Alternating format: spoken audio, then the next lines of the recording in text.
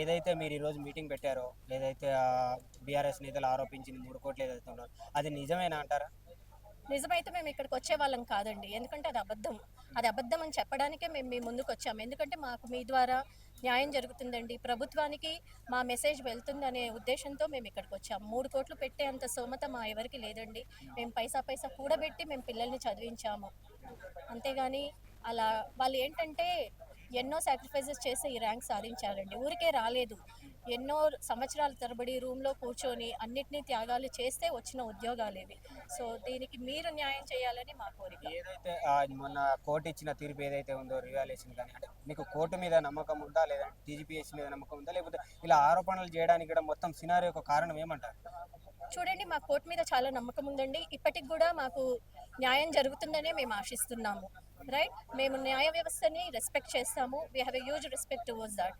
కాకపోతే ఇలాంటి ఆరోపణలు చాలా బాధాకరంగా ఉన్నాయి. నిజంగా మేము డబ్బులు పెట్టి వచ్చిన వాళ్ళమైతే మాకు బాధ వేసేది కాదు.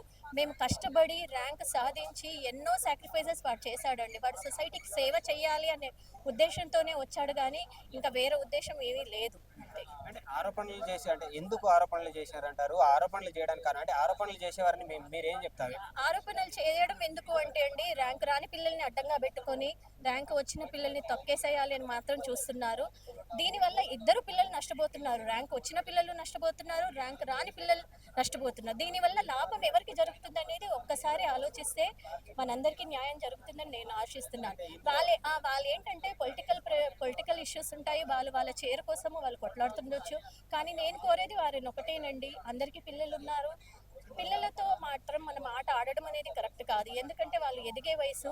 ఇప్పుడు వాళ్ళ కెరియర్‌ని బిల్డ్ చేసుకునే వయసులో మనం ఇలాంటి నిందలు వేసి వాళ్ళను సొసైటీకి సేవ చేయాలి అనుకునే వాళ్ళని మనం ఎలా మారుస్తున్నారో మీరు ఒక పేరెంట్‌గా మీరేం చెప్పదలుచుకున్నారు? గవర్నమెంట్ గాని, టీజీపీఎస్సీ గాని, మీరు న్యాయ వ్యవస్థకు గాని మీరేం చెప్పదలుచుకున్నారు? మేము గవర్నమెంట్ కోరేది ఒకటేనండి, మాకు న్యాయం చేయండి. మా పిల్లలు కష్టపడి మాత్రమే మెరిట్ సాధించారు. ఇంకా వేరే అడ్డదారిలో షార్ట్ కట్స్‌లో మాత్రం రాలేదు. అండ్ మాకు గవర్నమెంట్ పైన, కోర్టు పైన చాలా నమ్మకం ఉంది. ఎందుకంటే వాళ్ళు కూడా చాలా ఏంటంటే పిల్లలకు ర్యాంక్స్ ఇవ్వాలి అనే ట్రై చేస్తున్నారు.